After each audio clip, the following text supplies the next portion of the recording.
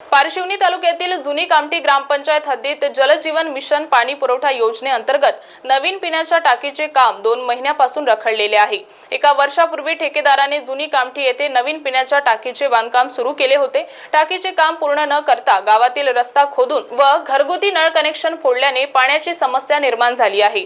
2 महिन्यांपासून नागरिकांना पिण्याचे पाणी मिळत नसून ग्रामपंचायत प्रशासन याकडे दुर्लक्ष करीत आहे।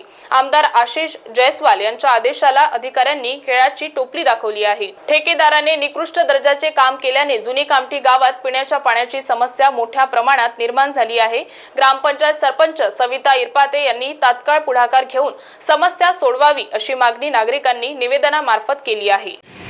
ही समस्या काय आहे?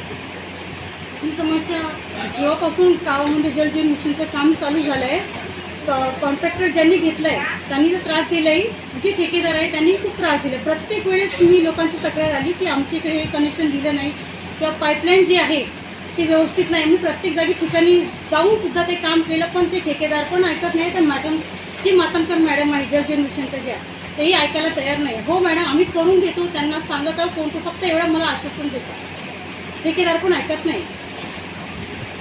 जे काही काम चालू आहे ते व्यवस्थित झालं नाही, टाकीचंही काम व्यवस्थित झालं नाही, नळ कनेक्शनचंही काम चालू नाही।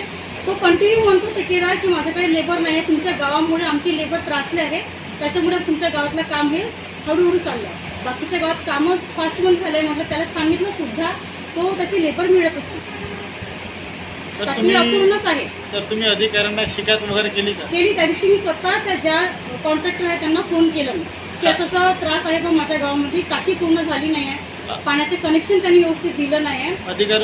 अधिकाऱ्यांकडून काय तुमच्या? हो मॅडम आम्ही सांगतो त्यांना, कळवतो त्यांना, बस तेवढंच येते मला ग्रुप, त्याच्यानंतर कोणतेही फक्त आश्वासन देतो, तेवढंच आहे। समोरची तुमची भूमिका काय?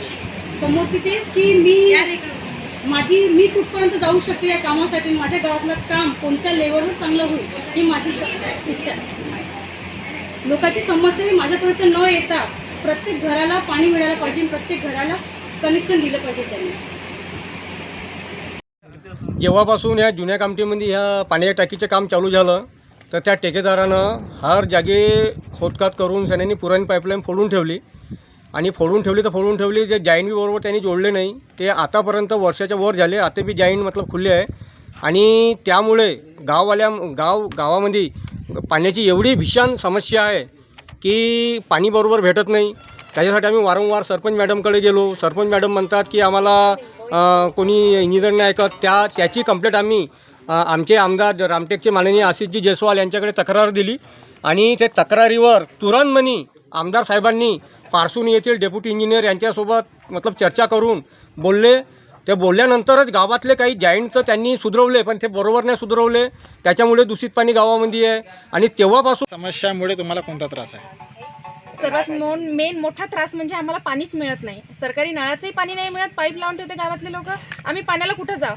गावाकाठी नद असून सुद्धा आम्हाला पाणी नाही मिळत। हो बा आम्ही शहरात राहतो, शहरात तर ठीक आहे पाण्याची टंचाई राहते म्हणून तिथे तरी ग्रामपंचायत तर्फे टँकर पुरवते, पण इथे काय, इथं कसलीच सोय नाही आहे।